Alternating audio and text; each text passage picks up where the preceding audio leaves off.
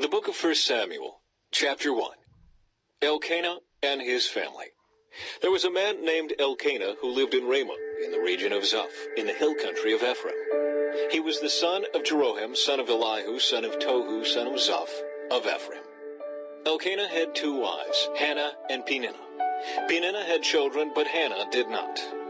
Each year, Elkanah would travel to Shiloh to worship and sacrifice to the Lord of Heaven's armies at the tabernacle.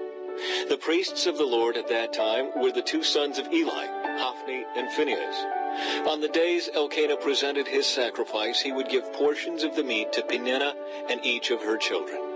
And though he loved Hannah, he would give her only one choice portion, because the Lord had given her no children.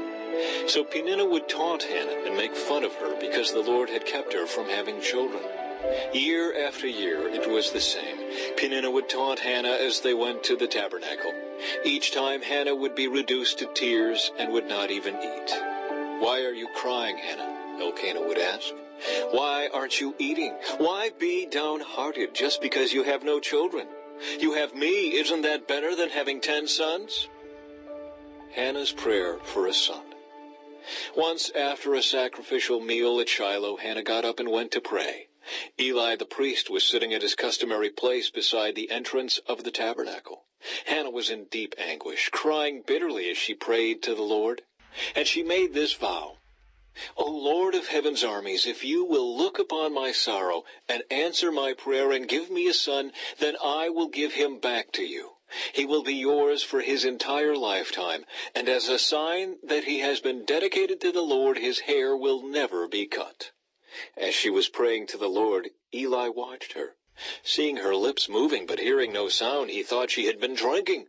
"Must you come here drunk?" he demanded. "Throw away your wine." "Oh, no, sir," she replied. "I haven't been drinking wine or anything stronger. But I am very discouraged, and I was pouring out my heart to the Lord. Don't think I am a wicked woman, for I have been praying out of great anguish and sorrow."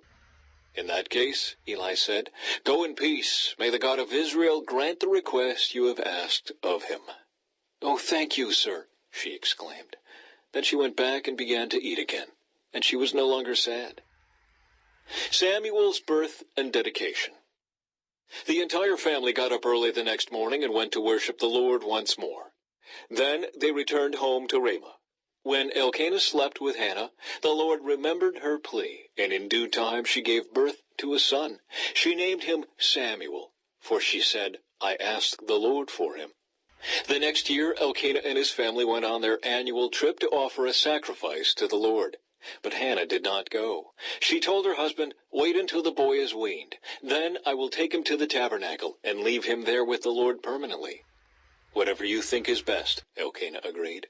"Stay here for now, and may the Lord help you keep your promise." So she stayed home and nursed the boy until he was weaned. When the child was weaned, Hannah took him to the tabernacle in Shiloh. They brought along a 3-year-old bull for the sacrifice and a basket of flour and some wine. After sacrificing the bull, they brought the boy to Eli. "Sir, do you remember me?"